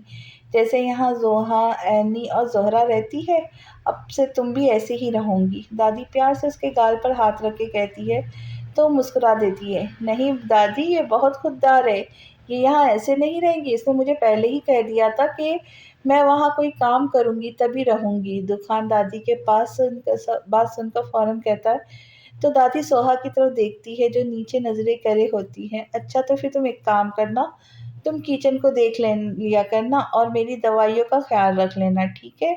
वो कुछ सोचकर कहती है तो सोहा सर इस बात में हिलाती है, जबकि दुखान गुस्से से सोहा को देख रहा होता है। मैं नहीं चाहती कि तुम्हारे ये नरम हाथ सख्त हो जाए। वो सोहा के गरम और गोरे और नरम हाथ पकड़ के बोलती है, लेकिन मेरे हर काम यही करेंगी। दुखान कहता गुस्से से अपने कमरे की तरफ जाता है, जिस पे सब बस उसे देखते ही रह जाते। बेटा ये ऐसा ही है, तुम वहाँ उसके काम करती होंगी ना, तभी ऐसा कह रहा है। तुम मुझे छोड़ देना, इसके काम कर दिया करना। दादी उसके जाने के बाद सोहा से मुस्कुराते हुए कहती है, नहीं मैं आप दोनों के काम कर दिया करूँगी। सोहा को वो खातून बहुत अच्छी लगती है। अच्छा चलो ठीक है, आज तुम आराम करो, कल से काम करना। और हाँ, हमारा दुकान थोड़ा गुस्से वाला है, अगर कुछ कह भी देना तो बुरा मत मानना। दादी कहती है। सोहा मुस्कुरा देती है, अब भला उसे बता रही थी जिसे उसका हर मूड का अंदाजा हो गया था। बानो, बानो, जी बीबी जी। बानू जल्दी से दादी की आवाज़ सुनकर आती है। बाबू बच्ची को कमरा दिखा दो, ऊपर जो कमरा है ना वो वहाँ ले जाओ। दादी कहती है तो बानू इस्बात में सर हिलाती है। सोहा को साथ लिए ऊपर की तरफ जाती है। बच्ची बहुत मासूम से, मुझे लगता है मजबूरी में काम कर रही है। आमना दादी के पास बैठकर कहती है, हाँ अच्छा बच्चों सुनो, जैसे तुम लोग आपस में रहते हो इसे भी अपने साथ रखना। जोहा तुम इसके साथ रहना और किसी चीज़ की ज़रूरत हो हमें बताना। रुखसाना भी सब बच्चों को कहती है, जिस पर सब इस्बात में सर हिलाते, जबकि अहद दुकान के कमरे की तरफ जाता है। देखो बेटा, ये तुम्हारा कमरा मेरा तुम्हारे बराबर वाला है, अगर किसी चीज़ की ज़रूरत हो तो मुझे बता देना। बानू सोहा को कमरे में लाते हुए कहती है, खाला एक बात पूछूं? हाँ पूछो पूछो, कि एक क्या 100 बातें पूछो। बानू उसके कमरे से पर्दे ठीक करते हुए कहती है, नौकरों के क्वार्टर तो हवेली के पीछे होते हैं ना, तो उन्होंने हमें यहाँ ऊपर क्यों दिया है? उसके जहन में ये सवाल घूम रहा था। तो पूछ ही लेती, बेटी ये भी क्वार्टर है, मगर यहाँ बस औरतें ही रहती है। हवेली के पीछे मर्दों के लिए क्वार्टर है। अच्छा। हाँ, और ये हवेली वाले बहुत अच्छे, बड़े से लेकर छोटे तक। बस दुकान साहब है बहुत गुस्से वाले हैं। पहले तो ठीक हो गए थे, मगर फिर गुस्से वाले हो गए। बस उन्हें तुम्हें इनके हर काम वक्त पर करना होगा, अगर नहीं करोगे तो वो छोड़ते नहीं हैं। वो उसे दुकान के बारे में बताती है तो एक लंबी सांस लेती है। अच्छा ठीक है। हाँ अब मैं चलती हूँ, रात के खाने की तैयारी भी करनी है। वो कहती बाहर चली जाती है। सोहा दरवाज़ा बंद करती सिंगल बेड पर लेट जाती है। ये कमरा ना तो ज़्यादा बड़ा था ना ही छोटा, बस दरमियाना था। कमरे में एक सिंगल बेड और एक लोहे की अलमारी रखी हुई थी, 2 प्लास्टिक की कुर्सी और एक साइड पर वॉशरूम का दरवाज़ा था। सोहा लेटे-लेटे पूरे कमरे का जायज़ा ले रही थी। तो ये है मेरा ठिकाना, अच्छा है, ज़्यादा बुरा नहीं। वो खुद ही सोचकर आँखें मूंद लेती। सफ़र की थकन की वजह से उसे नींद आ रही थी और आँखें बंद करने पर नींद बहुत जल्द उसे अपनी आगोश में ले लेती है। दुखान ये क्या है? अहद दुखान के कमरे में आता है, माथे पे बल डाले पूछता है, जो आराम से सोफे के पुश्त से टेक लगाए बैठा सिगरेट फूँक रहा होता है। इसे सिगरेट कहते हैं। वो अपने हाथ में ली हुई सिगरेट की तरफ इशारा करता है। मुझे भी पता है ये सिगरेट है। जब पता है फिर क्यों पूछ रहे हो? वो कहता सिगरेट को एस्ट्रे में झाड़ता है, जिससे सिगरेट पर लगी राख उतरकर एस्ट्रे में गिरती है। सिगरेट के ऊपर की साइड दोबारा से सुर्ख हो जाती है। मैं उस लड़की का पूछ रहा हूँ जिसे तुम अपने साथ लाए हो। तुम कब से इतने रहमदिल हो गए जो एक बेसहारा लड़की को यहाँ ले आए? इसे कहाँ यकीन आ रहा था, बस कभी-कभी आ जाता है रहम, जैसे अभी तुम पर आ रहा है। वो कहता है, एक सिगरेट उसकी तरफ बढ़ाता है। ये लो, तुम भी क्या याद रखोगे, दुकान ने तुम्हें अपनी सिगरेट दी। दुकान में सीरियस हूँ। वो उसके हाथ से सिगरेट लेकर सामने से लाइटर उठाता है। तो डॉक्टर को चेक कराओ। दुकान अहद उसकी बात पर चिढ़कर कहता है, क्या है, क्यों मेरा दिमाग कर रहे हो? जाओ, मुझे आराम करने दो। वो उसे झिड़कता सिगरेट को एश ट्रे में रगड़ते हुए खड़ा होता है। दुकान, वो लड़की सच में बेसहारा है? हाँ, वरना मुझे क्या पड़ी थी किसी को अपने सर पे बिठाऊं। दुकान ऐसे कहता है तो अहद को भी उसकी बात पर यकीन आ जाता है। सोहा की आँख खुलती है तो रात के 2 बज रहे होते। प्यास का एहसास होता है तो बेड के साइड टेबल से बोतल उठाकर गिलास में पानी डालकर होठों से लगाती है। वो अभी पानी पी ही रही होती है कि एक कड़क आवाज़ पर घबराकर आकर खिड़की की तरफ देखती है। आवाज़ बिजली के कड़कने की थी। बिजली की आवाज़ से सोहा के हाथ से गिलास खौफ के मारे नीचे गिरकर करची-करची हो जाता है। सोहा, इतनी बड़ी हो गई अब भी इस बिजली से डरती हो? चलो दूर हटो, खुद नहीं सो रही, मुझे तो सोने दो। आसिया उसे खुद से अलग करके कहती है, जो उनसे चिपक कर लेटी थी। अम्मी ना करे ना, मुझे बहुत डर लग रहा है, प्लीज़ अम्मी मुझे खुद से दूर ना करे। वो आसिया के गिर्द बाजू फैलाकर उसके और करीब हो जाती है, जिस पर आसिया अपनी डरपोक बेटी को अपने सीने से लगा लेती है। सोहा के दिमाग में अम्मी की बातें गुजरती है तो उठकर कमरे में नज़र घुमाती है। अम्मी आ जाए ना, मुझे बहुत डर लग रहा है। वो दोबारा बिजली की कड़कने की आवाज़ सुनकर रोते हुए कहती है, बिजली की आवाज़ भी तो ऐसी थी जैसे अभी बादल फट जाएगा। दुकान की आंखें बाहर से आती जोरदार कड़क की आवाज़ से खुलती है, जो बिजली की चमक की थी, और वो आंखें खोले नज़र खिड़की पे मारता है तो बाहर अंधेरे में कुछ सेकंड के लिए रोशनी होकर फिर अंधेरा छा जाता है। बस गरज ही रहे हैं, बरसते नहीं हैं। वो करवट बदल कर दोबारा आंखें बंद करता है। फिर जोरदार सी बाहर बिजली कड़कने की आवाज़ आती है, जिस पर उसे न जाने कैसे सोहा का ख़्याल होता है और पता नहीं उसे क्या होता है। वो उठकर पाँव में स्लीपर डाले बाहर की तरफ बढ़ जाता है। वो ऊपर सीढ़ियाँ चढ़कर कमरे को देखकर सोच रहा होता है वो किस कमरे में होंगी। यही सोचते हुए ऊपर पहुँच जाता है, जबकि एक नज़र उस अपने पीछे भी देखता है कि कोई आ तो नहीं रहा। वो अभी ऐसे ही कमरों के सामने से गुज़र रहा होता है कि उसे एक कमरे से सिसकियों की आवाज़ सुनाई देती है, जो यकीनन सोहा की थी। वो बगैर देर किए उसके कमरे का दरवाज़ा खोले अंदर दाखिल होता है, मगर जब देखता है तो कमरे में एक ज़ीरो बल्ब जल रहा होता है, जिसमें उसे सोहा कहीं नज़र नहीं आती। वो माथे पर बल डाले जैसे ही मुड़ता है तो कोई ज़ोर से उसके आकर उसके सीने से लगता है, जिस पर वो सुन्न होकर रह जाता है।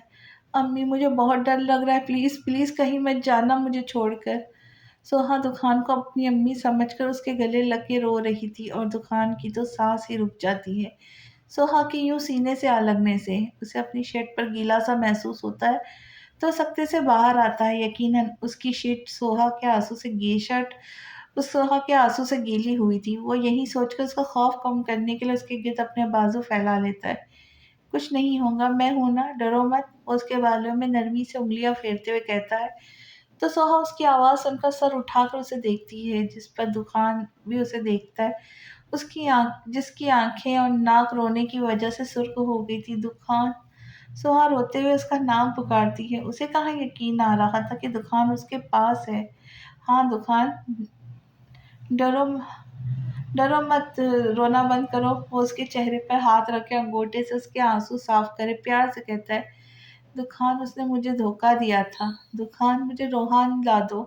दुखान अभी सोहा के आंसू साफ करे उसे देख ही रहा होता है कि उसके कान में राबिया के अल्फाज गूंजते, जिस पर वो अपने कमरे से सोहा का हाथ गुस्से से अलग करके उसे खुद से दूर करता बाहर की तरफ जाता। सोहा उसके इस अमल से गिरते गिरते बचती है।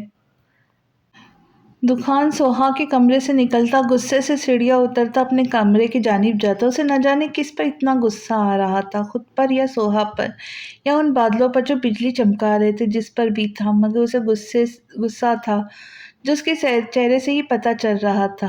वो गुस्से से लंबे लंबे कदम उठाता, अपने कमरे में आके जोर से दरवाज़ा बंद करता है और फिर दोनों हाथ सर के पीछे करे, सर को ऊपर की तरफ करके एक लंबी सांस लेकर खुद को नॉर्मल करता है। मगर जब गुस्सा कम नहीं होता तो और क्यों मैं वहाँ गया, आखिर क्यों क्यों क्यों? वो अपना हाथ का मुक्का बनाकर शदीद गुस्से से सोफे के सामने रखे शीशे पे मारता है, जिससे शीशा करची करची होकर रह जाता है, जबकि कुछ शीशे की करची उसके हाथ में भी पोस्त होती हैं, जिससे हल्का हल्का खून रसता है।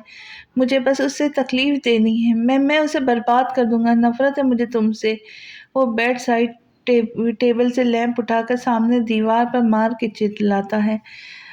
मुझे नफरत है तुमसे, शदीद नफरत। मैं तुम्हें कभी भी सुकून नहीं रहने दूंगा। दुखान सोहा को बर्बाद कर देगा। नफरत करता हूँ मैं तुमसे बहुत। वो कहता कमरे की हर चीज़ को तहस नहस कर देता है। कोई भी इसे ऐसे देख लेता तो ज़रूर उसे पागल समझता। जब गुस्सा थोड़ा ठंडा होता है तो बेड पर अपना सर पकड़ के बैठ जाता है। अपने गुस्से की वजह से उसका सांस भी फूल चुका गया था। वो लंबी लंबी सांसें ले रहा था। उसे कुछ भी ख्याल आता है जिस पर वो अपनी शीट को सीने के पास से छू कर देखता है, जो सोहा के आंसू से अभी भी हल्की हल्की गीली हो रही थी। वो गुस्से से अपनी शर्ट के बटन खोलकर जैसे ही उतार कर नीचे फेंकने लगता है, उसके हाथ फेंकते हवा में ही रह जाता है। दुखान, हाँ दुकान, डरो मत और रोना बंद करो। वो शर्ट को अपना सामने करता है तो उसे सोहा का रोता हुआ चेहरा दिखाई देता है। कैसे उसे देख रही थी, कोई आंखों से जिसमें किसी समंदर की तरह पानी था। नाक और होठ ऐसे गुलाबी थे जैसे गुलाब की पंखड़ियाँ। और कुछ देर अपनी शर्ट को देखता है, फिर उसे गुस्से से दोनों हाथों से पकड़ के फाड़ देता है। मुझे नहीं आता तुम पे तरस, वो शर्ट को फाड़ते हुए कहता है। और जब शर्ट और जब शर्ट को गुस्से से नीचे फेंकता है तो शर्ट अपनी असल हालत खो चुकी होती, दुकान की जो नज़र हो गई होती। दुकान दुकान, दरवाज़ा खोलो, क्या हुआ है? दुकान अभी शीट को ही देख रहा होता है कि उसे दरवाज़ा बजाने के साथ साथ आहट की आवाज़ आती है, जिस पर वो बेजारी से सामना मुंह बनाए उठकर शर्ट लेस ही अपने ही बेड पर आकर लेट जाता है और अपने हाथ की भी फिक्र नहीं होती, जिसमें से अब खून ज़्यादा बह रहा होता है। वो ऐसे ही अपने ज़ख्मी हाथ को अपनी आँखों से परे कर आँखें बंद कर लेता, जबकि अहद उसे आवाज़ लगाता लगाता अब जा रहा चुका था। वो शायद उसकी आवाज़ सुनकर आया था, क्योंकि वो दोनों के कमरे की दीवार एक सी साथ थी। बेटा डरते नहीं है, सो जाओ। बानू भी सोहा का सर अपनी गोद में रखती है। असल उसके हवालों में हाथ फेर रही थी। दुकान के जाने के बाद वो बानू भी के पास आ गई थी। उसे डर जो लग रहा था। सोहा तुम सो गई हो? बानू भी उसकी सांस भारी होती देख उसकी तरफ झुककर पूछती, जो वाकई में सो गई थी। वो उसे सोता देख उसका सर आराम से तकिए पर करती है, खुद भी उसके बराबर में लेट जाती है। इतनी प्यारी बच्ची और बेसहारा, इसे तो कहीं की मलका होना चाहिए था। वो सोहा को देखते हुए सोचती है। तुम बताना पसंद करोगे रात में ऐसा क्या हुआ था जो तुमने अपना और उस कमरे का ये हाल कर दिया? सोहा जब नीचे आ रही थी तो उसे दुकान के कमरे में से किसी मर्द के बोलने की आवाज़ आती है। जब वो उसके कमरे की तरफ देखती है तो तकरीबन सारे ही घर वाले इसके कमरे में मौजूद थी। वो भी मामले को जानने के लिए उसके कमरे का रुख करती है। वो जब उस कमरे में आती है तो कमरे को देखकर हैरान रह जाती है, जहाँ हर चीज़ तहस-नहस हुई होती है। कहीं टेबल टूटा पड़ा था तो कहीं लैंप तो कहीं परफ्यूम की बोतल टूटी पड़ी थी। दुखान, जवाब दो, तुम्हारा बाप तुमसे कुछ पूछ रहा है। रुखसाना दुखान को कुछ ना बोलता देख गुस्से से पूछती है, जबकि सोहा जिसने बस इस अभी कमरे को देखा था, मगर जब नज़र दुकान पर जाती है तो नज़र शर्म के नीचे कर लेती। वजह उसकी शर्टलेस होना था। दुकान, तुम्हारे मुंह से में ज़बान नहीं है? एजाज भी उसे कहते हुए जो सोफे पे सर झुकाकर बैठा गुस्से से अपनी उंगलियां मसल रहा होता है। दुखान, अब की बार दादी गुस्से से उसका नाम पुकारती, जिस पर वो माथे पे बल डाले नज़र उठाकर उन्हें देखता है तो नज़र दादी से पहले सोहा पर जाती, जो सबसे पीछे नज़रें नीचे करे खड़ी थी। वो उसे देख गुस्से से खड़ा होता है। मुझे गुस्सा आ गया था, बस और कोई बात नहीं। वो सोहा को देखे ही कहता, जिस पर सोहा नज़र उठाकर उसे देखती है, जो उसे ही खूंखार नज़रों से देख रहा होता है। गुस्सा आएगा तो तुम ऐसे करोगी? अपना हाथ देखा है कितना जख्मी हो रहा है? रुखसाना उसके हाथ की तरफ इशारा करके कहती है, जिस पर सोहा की नज़र भी उसके हाथ पर जाती है, जहाँ उसके हाथ पर उंगलियों से खून निकलकर अब खुश हो गया था। वो गुस्से में शर्ट को फाड़ता है, और वो भी शर्ट जो तुम्हें इतनी पसंद थी। आहत भी अपना गुस्सा डालता है तो दुकान उसे घूरता है। उसका कुछ नहीं हो सकता। चलो सारे, इससे बात करना अपना दिमाग खराब करने के बराबर है। अनवर गुस्से से उसे देखकर कहते, जिस पर सारे एक नज़र दुकान को देखकर उनके पीछे कमरे से बाहर जाते हैं। सोहा, दादी जाते हुए सोहा का नाम लेती है, जो सबके साथ ही बाहर जा रही होती है। मगर दादी की आवाज़ पर जहाँ चौंक कर उन्हें देखती है। दुकान भी दादी की आवाज़ पर उसे देखता है। मैं यहाँ बैठी हूँ, पहले इसकी मरहम पट्टी करो और फिर इसके कपड़े इस्त्री करना। जाओ नीचे से पायडेन और रुई लेकर आओ। दादी कहते ही बेड पर बैठती है और सोहा घबराते हुए दुकान को देखती है, जो सुर्ख आंखों से उसे देख रही थी। दादी, मुझे नहीं आती मरहम पट्टी करना, वो साफ मना कर देती, जबकि उसे आती थी। लो, इसमें क्या बड़ी बात है, पहले पायोडीन से इसके जख्म साफ करो, फिर कोई ट्यूब लगाकर पट्टी बांध देना। जाओ लेकर आओ, मैं बताती हूँ। दादी, रहने दे, मैं खुद कर लूंगा। तुम चुप होकर बैठ जाओ, सोहा लेकर आ। दादी दुकान को कहकर सोहा से कहती है, जिस पर वो मजबूरन बाहर की तरफ जाती है। अंधी हो, दिखता नहीं है क्या साफ कर रही हो? दुकान उसे जख्म की जगह कहीं और साफ करता देख गुस्से से कहता है, जिक जिक जिक करती हूँ। वो जल्दी से उसके जख्म पर रुई रखती है। सोहा बेटा, आराम से कर, मैं बैठी हूँ इधर। दादी उसे घबराती हुई देखकर कहती है। दादी, हो गई। सोहा जल्दी से पट्टी बांध कर खड़ी होकर दादी को कहती है, जिस पर दादी इस्बात में सर हिलाती है, घुटनों पर हाथ रख दी खड़ी होती है। अब इसकी शर्ट निकाल दे, बेशर्म को शर्म भी नहीं आती। शर्ट शर्ट ही पहन लेता, हमें भी पता है तू बॉडी बनाता है, देखा नहीं कि क्या ज़रूरत है? दादी उसके सिक्स पैक पर कहती है। दादी, बॉडी नहीं, बॉडी। दुकान फौरन उनका लफ्ज़ ठीक करता है। हाँ हाँ, वही वही। जा सोहा। नहीं, रहने दो, मैं खुद निकाल लूँगा। दुकान कहता है और सोहा पहली फुर्सत में वहाँ से निकलती है। अब अगर तूने अपने आप को नुकसान पहुँचा तो मुझसे बुरा कोई नहीं होगा। दादी कहती बाहर चली जाती है। दुकान दादी के जाने के बाद उसे अपने हाथ के सामने करता देखता है, जिस पर सोहा अभी पट्टी बांध कर गई थी। मैंने कहा था ना, मुझे नफरत है तुमसे। वो कहता गुस्से से अपने हाथ से पट्टी खोलकर नीचे फेंकता है, और ऐसा करने से जख्म दोबारा ताज़ा होता है, जिसके वो बगैर परवाह किए वॉशरूम की तरफ जाता है। आज सोहा को हवेली आए हुए 1 महीना हो गया था। दुकान तो उसी दिन ही वापस लाहौर चला गया था, और इस बात से सोहा को बहुत सुकून था। वो यहाँ खुश थी। जोहा, ऐनी और जोहा से उसकी बहुत अच्छी दोस्ती हो गई थी, जबकि साथ अहद और अदनान भी बहुत अच्छे से उससे बात करते थे, और अक्सर रात में बैठकर वो इन सब के साथ बहुत मज़े करती। सोहा, चलो जल्दी वरना देर हो जाएगी। एनी उसका हाथ पकड़ी घसीटते हुए कहती है, जो किचन में खड़ी चाय बना रही थी। अरे अरे रुको तो, बताओ तो कहाँ जा रहे? वो चाय का चूल्हा बंद करती पूछती। आज तुम्हें हम एक ऐसी जगह लेकर जाएँगे जो आज तक तुमने नहीं देखी होंगी। क्या मतलब कैसी जगह? वो नासमझी से पूछती। यार चलोगी तभी तो बताएँगे, ऐसे थोड़ी बता सकती हूँ। चलो अब और बानो भी ज़रा ये चाय देख लेना हम सोहा को लेकर जा रहे हैं। वो बानूबी को कहती है उसका हाथ पकड़े बाहर की तरफ ले जाती है जहाँ सारे जीप में बैठे उसका इंतजार कर रहे होते। सोहा हद है इतनी देर लगा दी। अहद उसके आते ही कहता है जो कब से ड्राइविंग सीट संभाल कर बैठा है। सॉरी मुझे पता नहीं था आप लोगों को भी तो मुझे पहले बताना चाहिए था ना कि मैं रेडी रहती। वो बैठते हुए कहती है हाँ सारी गलती इस अहद की है जो अपना काम छोड़कर आ गया है। चलो घूम कर आते हैं। जोहा जो पीछे बैठी होती है अहद के सर पर चटपट लगाकर कहती है ओए मिर्ची चुप होकर बैठ जाओ वरना यहीं से गिरा दूंगा। अहद भी उसे वैसे ही जवाब देता है अच्छा अच्छा बस बस अब चले वरना देर हो जाएगी। सोहा मजीद लड़ाई देखकर कहती है तो अहद चुप होकर जीप स्टार्ट करता है। रोहान सोहा से बात नहीं हो सकती। आसिया रोहान के पास बैठकर कहती है क्यों आप खुद भी तो चाहती थी ना कि वो चली जाए फिर क्यों आपने बात करनी है।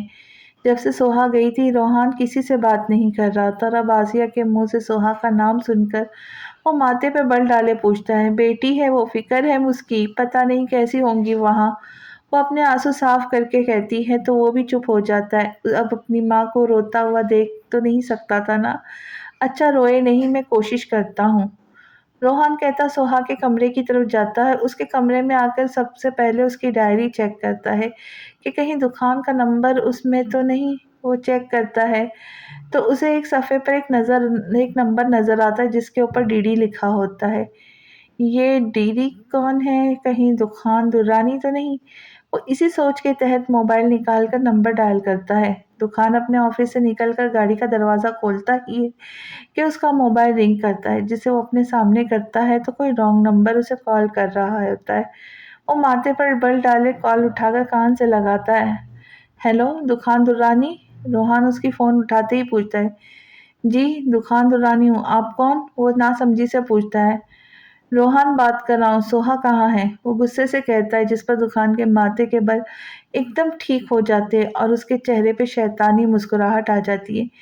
कैसे है साले साहब आप इतने वक्त बाद ख्याल आया आपको सोहा का। वो गाड़ी में बैठते हुए कहता है बकवास बंद करो जो कहा है उसका जवाब दो। सोहा कहाँ है कहाँ रखा हुआ है तुमने उसे।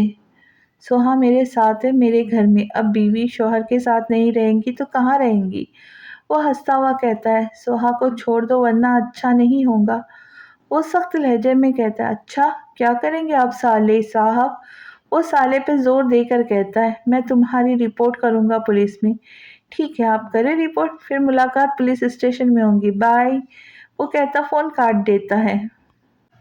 तुमसे अपनी बहन को आज़ाद करवा के ही दम लूंगा भले इसमें मेरी जान ही क्यों ना चली जाए। रोहान गुस्से से कहता बाहर की तरफ जाता अब न जाने वो क्या करेगा क्या वो कामयाब हो जाएगा या नहीं ये तो आने वाला कल ही बताएगा। यार कितना मज़ा आया ना सोहा तुम्हें मज़ा आया हमारे साथ घूम फिर कर। जोहा सोफे पर बैठकर पूछती है तो सोहा भी उसके साथ बैठकर मुस्कुराती है बहुत मज़ा आया मुझे बिल्कुल अंदाज़ा नहीं था कि खेत इतने खूबसूरत होते हैं। वो आज पहली बार गाँव घूमी थी उसे सच में बहुत मज़ा आया था। ओए ओए देखो बाहर हल्की हल्की बारिश हो रही है चलो छत पर चलते हैं। अदनान बाहर की तरफ देखकर कहता है तो ऐनी ज़ोहरा साद और अदनान ऊपर की तरफ भी भागते हैं जबकि सोहा हैरान से उन्हें देखती है। चलो सोहा ऊपर चलते बारिश में नहाएंगे बड़ा मज़ा आएगा। जोहा उसके सामने हाथ करे खड़ी होती है मगर अभी तो हल्की सी हो रही इसमें क्या मज़ा आएगा।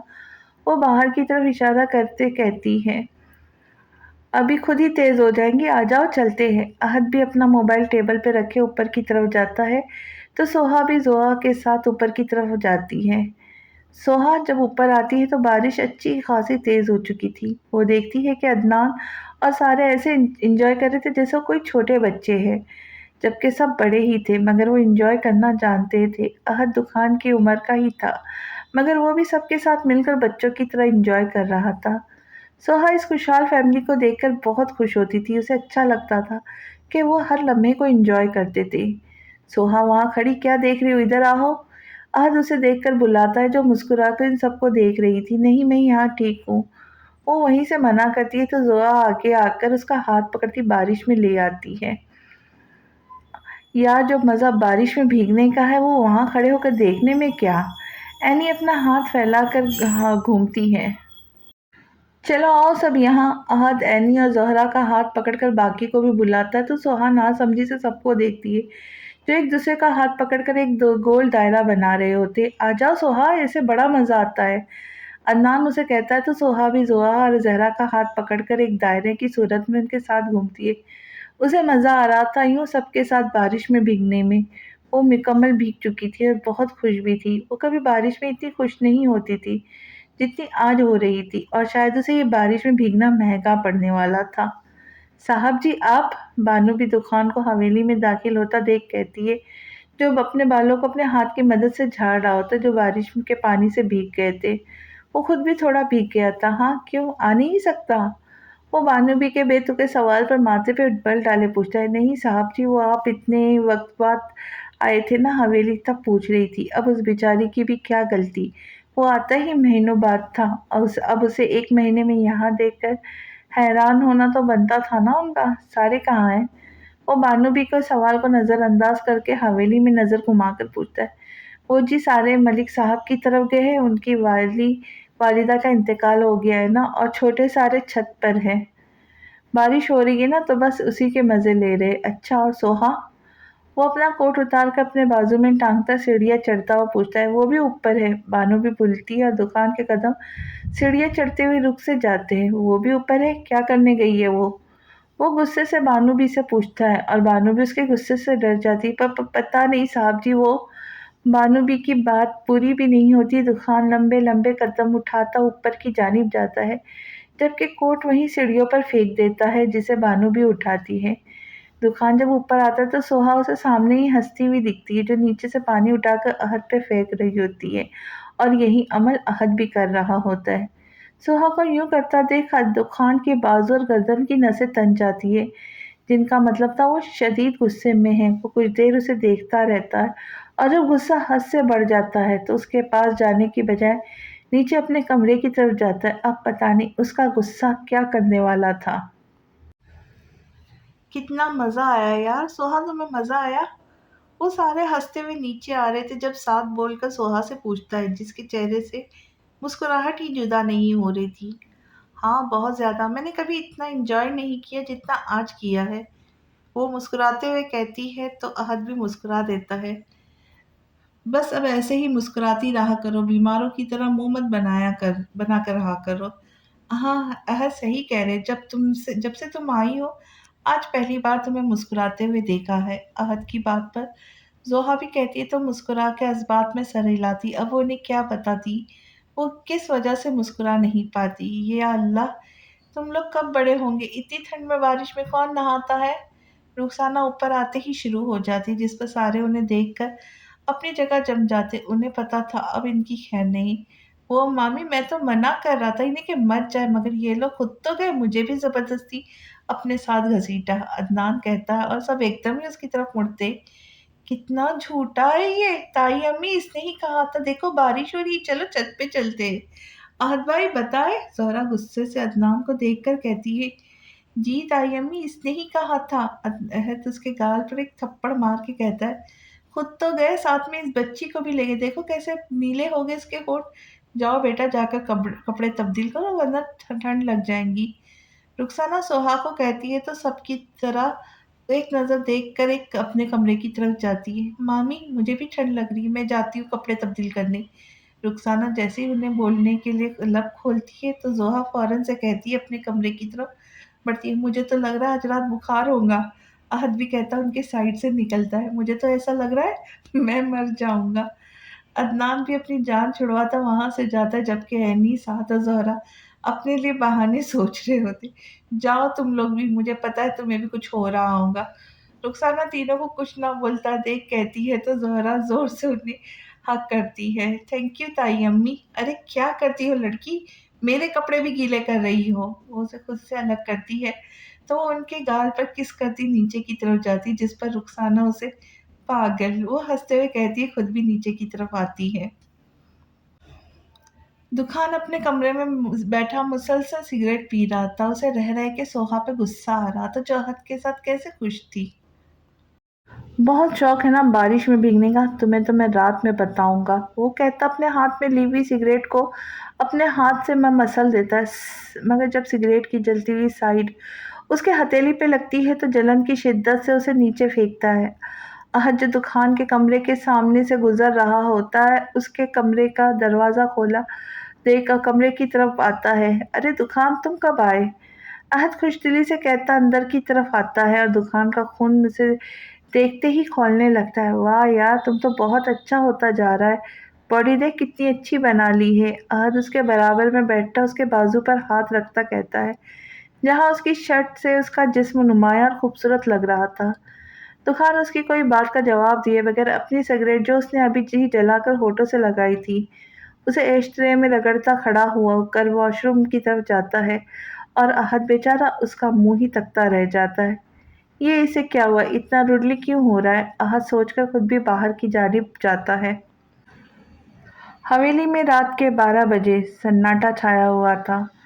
सब मकीन अपने अपने कमरों में दबे पड़े थे। वहीं एक वजूद सफ़ेद शलवार कमीज पहने, कंधों पे गरम शॉल डालकर, पीछे हाथ बांधे ऊपर की तरफ बढ़ रहा होता है। उसके पीछे हाथ में कुछ था भी। वो अपनी मंजिल पर पहुंचकर दरवाज़ा हल्के से खोलता है तो उसे अपना शिकार सामने ही नजर आता है, जो बेड पर बैठा कोई किताब पढ़ रहा था। वो कमरे में आके उसे मुखातिब करता है, सोहा। दुकान की आवाज़ पर सर उठाकर देखती है तो दुकान उसके सामने खड़ा उसे ही देख रहा होता है। वो पहले तो उसे देखती रह जाती है, जिसको पहली बार उसने शलवार कमीज में देखा था, फिर खुद को संभाल कर खड़ी होती है। दुकान, आप इस वक्त यहाँ? वो घबराते हुए पूछती है। हाँ, क्यों नहीं आ सकता? वो थोड़ा सा चलता उसके सामने खड़ा उसकी आंखों में देख कर पूछता है, जिस पर सोहा फौरन पलके झुका लेती। नहीं, ऐसा नहीं है, मगर मगर वगर छोड़ो, ये मुझे बताओ, तुम्हें मुझसे नफरत नहीं होती? उसके ऐसे सवाल पर वो नज़र उठाकर उसे देखती है, जो संजीदगी से पूछ रहा होता है। नहीं, जिनसे मोहब्बत हो उनसे नफरत नहीं करते। अगर मोहब्बत करने वाला जालिम हो तब भी? वो इस बात पर एब्रो उठाकर पूछता है। हाँ, तब भी। अब की बार वो मुस्कुरा के जवाब देती है। दुकान, कभी कभी मैं ये सोच के बहुत हंसती हूँ कि मैं कैसे आपकी मोहब्बत के जाल में फंस गई थी और आज तक निकल नहीं सकी, ये जानकर भी कि वो मोहब्बत नहीं धोखा था। वो कहती है तो दुकान उसकी बात को इग्नोर करे अपनी बात करता है। पता है सोहा, मेरी एक ख्वाहिश है, तुम्हें मुझसे नफरत हो जाए। सोहा उसके अजीब से सवाल पर उसे गौर से देखती है। ये क्या कहना चाह रहा है? ताकि मुझे भी मज़ा आए तुम्हें दुख देने में। अब देखो, तुम्हें मुझसे मोहब्बत है, मैं जितनी भी तकलीफ देता हूँ तुम हंस के सह लेती हो, जिस पर मुझे गुस्सा आता है। अब अगर तुम्हें मुझसे नफरत होगी तो तुम्हें तकलीफ देने में भी मज़ा आएगा ना? वो कहता हुआ सोहा की तरफ देखते है, जिस पर सोहा उसकी बात मुकम्मल होने पर कहकहा लगाती है, जिस पे दुकान गुस्से से देखता है। हा हा हा हा, बहुत अच्छा ख्याल है। वो अपने पेट पर हाथ रख के अपनी हंसी कंट्रोल करती है। तुम हंस क्यों रही हो? उसे समझ नहीं आता वो इतना क्यों हंस रही है। मैं आपकी नफरत वाली बात पे हंस रही हूँ। आप कुछ भी कर लें, मेरी मोहब्बत कभी ख़त्म नहीं होगी आपके लिए, बल्कि एक दिन देखना ऐसा आएगा आपकी नफरत हार जाएंगी मेरी मोहब्बत के आगे। वो फ़ख्र से कहती है तो तखान के चेहरे पे शैतानी मुस्कुराहट आ जाती है। वो अपने पीछे से एक शीशे का जार सोहा के सामने करता है, जिसे देखकर सोहा की मुस्कुराहट पल भर में ही गायब हो जाती है। अगर मैं ये सारी छिपकलियाँ तुम्हारे कंधों और बालों में सजा दूँ तब भी नहीं? वो मुस्कुराते हुए इसकी तरफ थोड़ा झुककर जार की तरफ इशारा करता है, जिस पर सोहा खौफ से कभी जार के अंदर 4 छोटी-मोटी छिपकलियों को तो कभी दुकान को देखती है, जो उसे किसी शिकार की तरह देख रहा होता है। वो थूक निगल कर अपने आप को सँभालती, द दुकान, ये मुझे इससे बहुत डर लगता है। प्लीज़ इसे पीछे कर दे। वो उसके जार वाले हाथ को पकड़ के पीछे करती है। इससे तुम्हें डर लगता है? दुकान दोबारा से अपना जार वाला हाथ उसके सामने करके पूछता है। दुकान, प्लीज़। वो बस अब रोने वाली थी। अरे यार, आज ये सज़ा नहीं है तुम्हारे, मैं भी कितना पागल हूँ ना, क्या लेकर बैठ गया। चलो मेरे साथ, वो कहता अपने हाथ उसका हाथ पकड़कर बाहर की तरफ ले जाता है। दुकान, कहाँ लेके जा रहे मुझे? दुकान, छोड़े मेरा हाथ। वो मुसलसल उससे अपना हाथ छुड़वा रही थी, मगर दुकान तो जैसे बहरा ही हो गया था, उसे कुछ सुनाई नहीं दे रहा था। वो बस छत की जानिब चला जा रहा था। सोहा को समझ नहीं आ रही थी कि वो छत पर क्यों जा रहा है। दुकान छत पर आकर ज़ोर से उसके हाथ से उस खुले आसमान की तरफ करता है जहाँ बारिश पुरजोर से जारी थी। बहुत शौक है ना तुम्हें बारिश में भीगने का, गैर मर्दों के साथ बारिश में मस्तियाँ करने का। लो करो अब एंजॉय, वो कहता है। सोहा हैरानगी से उसे देखती है। दुकान क्या हो गया आपको, इतनी ठंड हो रही है और बारिश।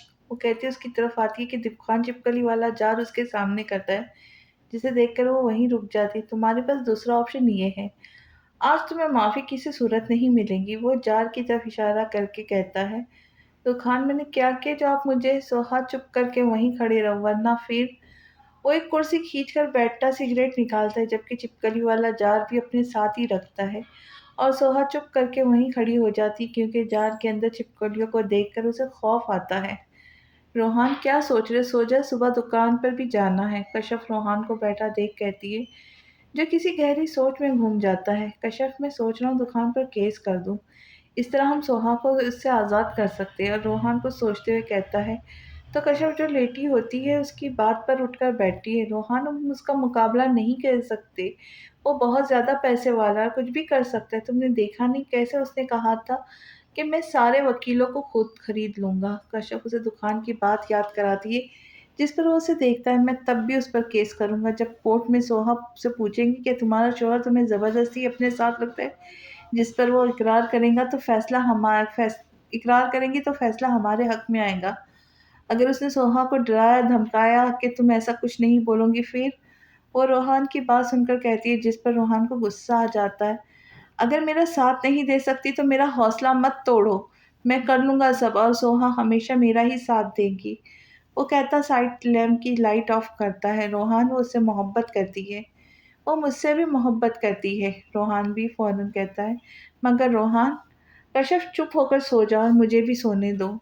रोहान उसकी बातों से तंग आकर कहता है तो चुप करके लेट जाती है। मम्मा, मुझे सर्दी लग रही है, प्लीज़ मुझे जाने दे। आखिरकार हिम्मत जवाब देने पर वो कपकपाते नीले होठों के साथ उसने कह ही दिया, चुप करके वहीं खड़े रहो वरना। मेरा तो पता है ना तुम्हें। सिगरेट को होठों से जुदा करके धुआं हवा के सुपुर्द करके जला देने वाली मुस्कुराहट के साथ कहता है, जबकि नज़रें मुसलसल उस पर जमी हुई थी। वो उसकी धमकी और नज़रों से घबराकर फ़ौरन नज़रें नीचे कर लेती है और ठंड से बचने के लिए दोनों हाथ सीने पे बांध कर अपने बाजू सहलाती है। मगर बेसुध वो मुसलसल उसे देखता, उसकी हर एक हरकत नोट करता है। वो खुद तो बड़े मज़े टांग पे टांग रखे ऐसी जगह बैठा सिगरेट फूंक रहा था जहाँ बारिश के पानी का एक कतरा भी आना मुहाल था। मगर उस बेचारे को बारिश में खुले आसमान तले खड़ा करे, न जाने उसे क्या खुशी मिल रही थी। सच में बहुत सर्दी लग रही है दुकान, ये ना हो कि सर्दी सहते सहते मैं यहाँ ठंड में ही मर जाऊं। वो सर उठाकर उसकी तरफ देखकर रोते हुए आखिरी कोशिश करती है, क्या पता उसे तरस ही आ जाए इस पर। मगर सामने भी संगदिल था, जिसे बस उसे तकलीफ में देखकर ही सुकून मिलता था। भला उस पर तरस क्यों खाता फिर। वो उसकी बात सुनकर हाथ में ली हुई सिगरेट को ज़मीन पर फेंक कर उसे अपने पाँव में मसलता हुआ खड़ा होता, शानों पे ली हुई गर्म शॉल को उतार कर कुर्सी पे रखता हुआ कदम उसकी तरफ बढ़ाता। आप क्यों आ रहे, बारिश में भीग जाएंगे। अच्छा, मैं यहाँ सही हूँ, प्लीज़ आप मत आए। वो उसे अपनी तरफ आता देख घबराते हुए रोकने की कोशिश करती है, मगर उसके ना रुकने पर जब कुछ समझ नहीं आता तो वहीं ज़मीन पर बैठकर घुटनों में सर दिए रोने लग जाती है। वो उसके सामने पंजों के बल बैठे मुस्कुराते हुए उसका रोता हुआ चेहरा देखता है, फिर अपनी मुस्कुराहट छुपाकर चेहरे पर फर्जी परेशानी लाकर उससे मुखातिब होता है। तुमने सोच भी कैसे लिया कि मैं तुम्हें मरने दूंगा। अभी मैं जिंदा हूँ तुम्हें अजियत देने के लिए, तुम्हें हर रोज थोड़ा थोड़ा मरता हुआ देखने के लिए। तो प्लीज़ यार ऐसा मत कहा करो कि तुम मर जाओगी, मेरी जान निकल जाती तुम्हारे मुंह से अल्फाज सुनकर। वो उसके चेहरे पर फैले बालों को अपने हाथों से उसके कान के पीछे करते हुए कहता है, जिस पर वो मजीद रोने लग जाती। अरे अरे, रो क्यों रही हो यार, माना कि मुझे तुम्हारी आंखों में आंसू अच्छे लगते, मगर वो क्या है ना, इस बारिश की वजह से समझ नहीं आ रहा तुम रो भी रही हो या नहीं। तो प्लीज़ यार चुप हो जाओ, रोने का कोई फ़ायदा नहीं। वो उसके आंसू साफ करते हुए बड़े प्यार से कहते, जिस पर घबरा कर पीछे दीवार से जा लगती। और वो मुस्कुराता हुआ आसमान की तरफ देखता है, जिस पर उसके चेहरे पर भी बारिश की बूंदें पड़ती। वो भी बारिश में पूरा भीग चुका होता है, मगर सामने वाली से कम। ए बारिश, इतना ना बरस यार, मेरे महबूब के आंसू नजर नहीं आ रहे। वो शेर बोलकर जैसे ही मुँह नीचे करता है तो उसको वैसे ही रोता देखकर उसे गुस्सा ही आ जाता है। रो क्यों रही हो? बोला ना चुप हो जाओ, समझ नहीं आता तुम्हें? वो उसके गुस्से से दहाड़ने पर घबराते हुए जल्दी से अपने आँसू साफ करती हिचकी लेती है। गॉड अब बताओ रो क्यों रही हो? अब के नरम लहजे में कहते हैं मम्मी मुझे सर्दी लग रही बहुत ज़्यादा। वो हिचकियाँ लेते हुए कहती है जिस पर मुस्कुराता हुआ खड़ा होता है। शायद अगर उसकी जगह कोई और होता तो उसे वैसे रोता हुआ देख ज़रूर अपने सीने से लगा लेता, मगर सामने भी सितमगर था। चलो आँसू ना सही, मगर तुम्हें यूँ कँपकँपाता हुआ देखकर मुझे जो सुकून मिल रहा है ना, इसका तुम अंदाज़ा भी नहीं लगा सकती। अच्छा चलो मैं चलता हूँ। रात भी बहुत हो गई है और मौसम भी बहुत ख़राब है। तुम्हें तकलीफ़ में देखकर सुकून फिर कभी ले लूँगा। अभी देखो कितना भीग गया हूँ, ये ना हो कि बीमार पड़ जाऊँ। वो अपने कपड़ों की तरफ इशारा करके कहता है जो बिल्कुल भीग चुके थे, और वो सर उठाकर उसे देखकर माथे पे बल डाले सोचती है कि उसे बस अपने बीमार होने की फ़िक्र है, जो बारिश में बस 5 मिनट रहा और वो जो 2 घंटे से बारिश में भीग रही है, ठंड से काँप रही है। उसकी कोई फ़िक्र नहीं कि वो बीमार पड़ सकती है, वो बस सोच ही सकती थी। बोलने की हिम्मत जो नहीं थी। और हाँ, तुम भी आधा घंटे बाद चली जाना। अब मैं इतना भी ज़ालिम नहीं हूँ कि तुम्हें पूरी रात के लिए बारिश में भीगने के लिए छोड़ दूँ। मैं भी इंसान हूँ, मुझे भी एहसास है तुम्हारी मेरी प्यारी बीवी। वो जाते हुए कुछ याद आने पर मुड़कर चेहरे पे मासूमियत सजाए कहता है, फिर हँसता हुआ वहाँ से चला जाता है। वो बस रोते-रोते उसकी पुश्त को तकती रह जाती, क्यों उसने ज़ालिम से मोहब्बत की? क्यों इसने इस ज़ालिम को दिल में का बादशाह बनाया, और अब यही ज़ालिम उसका मिजाजी खुदा भी था। वो अब चाह कर भी कुछ नहीं कर सकती थी। शायद सारी ज़िंदगी उसने इस ज़ालिम के ज़ुल्म सहने थे। वो उसे जाता हुआ होता है होता है कि जाने कैसे उसकी आँखों के आगे अंधेरा छा जाता है, जिस पर वो आँखें खोल बंद करके अंधेरे को दूर करने की कोशिश करती है, मगर कुछ ही देर में वो लहरा के ज़मीन बोस हो जाती है। दुखान के ज़ुल्म और सोहा के सब्र का इम्तिहान दे कितना है, ये देखने के लिए अगली किस्त में मिलते हैं। तब तक के लिए खुश रहे, खुशियाँ बाँटे और दुआओं में याद रखें। जाते-जाते चैनल को सब्सक्राइब करें, लाइक करें, शेयर करें और अपनी दुआओं में याद रखें। अल्लाह हाफ़िज़।